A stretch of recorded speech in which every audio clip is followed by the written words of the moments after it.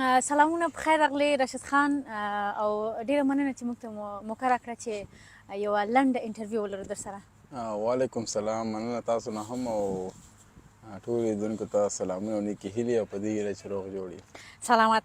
ښه، لومړی خو به دا راته ووایې چې په دغه دریو لوبو کې د تمې خلاف هغه شان چې د افغانانو زموږ ټولو تمه وه چې ولوبېږي هغه شان ونه لوبېدی، خو پرون مو د دغه دریو اړیکو سور وویست. همیشه کوشش هم دی دا لوبه ده کله به ته ښه ځلېږي کله به بد ځلېږي، کله یو لوبه کې کله دوو کې کله دریو کې ته ښه ونه ځلېږي او بیا هماغه چې ته خپل څومره محنت چې خواري هماغه جاري وساتې او په خپل ځان دې فوکس بیا زیات خپل استعداد باندې.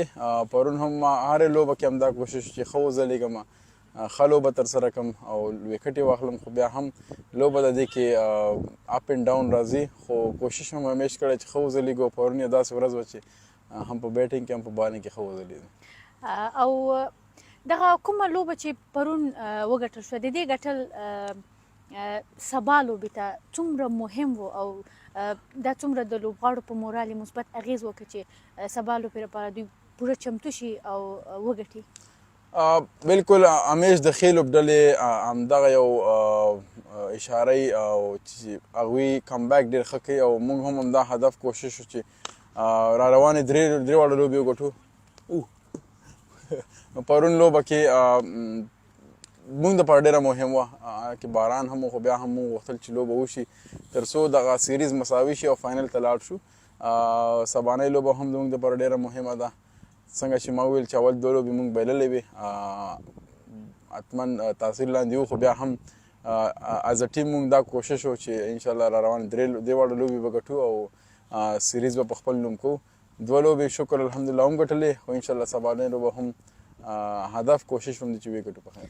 په همدې هیله یو. پرون ستاسو او د نجیب سربیره فرید ملک هم ډېر زیات ښه وځلېده. د لومړي ځل لپاره ګراوند ته راغی چې په لوبډله کې په لوبه کې ته وخت ورکړل شو او 3 وکټې هم ترلاسه کړې او تاسو هم بیا من آف د میچ جایزه هغوی ته ډالۍ کړه. لامل یې همدا و چې دی ښه وځلېد او که څنګه؟ بالکل لکه څنګه چې نجیب ښه بیټینګ ترسره کړه، هماغه و چې موږ ته یو از ا ټیم یو مومنټم راکړه او موږ وکولی شو چې یو غټ هدف لوبډلې ته وټاکو.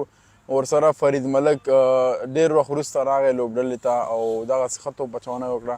نو ما هم غوښتل چې هغه ته یو داسې د مین اف د میچ هغه ډیزرټ کول په دې چې ښه بالینګ یې ترسره کړه. ډېره مشکله وه په هغه وخت کې یو داسې لوبغاړي دپاره چې هغه په ټول سیریز کې لا لوبه هم نه وه کړې، هم په تېر سیریز کې هم لوبه نه وه کړې، خو انتظار یې کړی و دې ورځې ته او ښه وځلېده.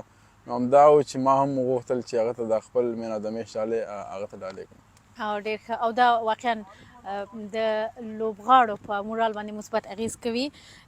د سبا لوبې لپاره د چمتووالي او د لوبغاړو د مورال او د تابعو په اړه وایاست چې څه فکر کوئ د دوی د تمریناتو ته د دوو وروستیو لوبو ته چې دوی کوم تابعاوې نیولې وې او بیا پکې برلاسي راغلل، څه فکر کوئ د سیریز ګټل د جام ګټل؟ بالکل لکه څنګه چې مخکې هم ما وویله زموږ ټولو تیاریان یو شیارې لوبې ته او همدغسې به سبانۍ لوبې ته هم وي. څنګه چې مخکې موږ تېر 2 میچونو کې ښه ځلېدلي یو، کوشش هدف هم همدا سبا لوبه کې هم ښه وځلېږو. لوبغاړي خو زیاتره نن راغلل تمرین یې ترسره کړه، خو بیا هم هغه لوبغاړي چې پرون لوبه کې لږ ستړي شوي هغوی آرام وکړو، سبا لوبې ته خپل ځان آماده کوي. خو انشاءالله تیاري پوره ده.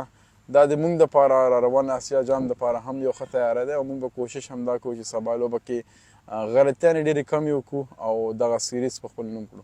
او ډېره زیاته مننه د افغانستان د بریا په هیله. مننه تاسو نه.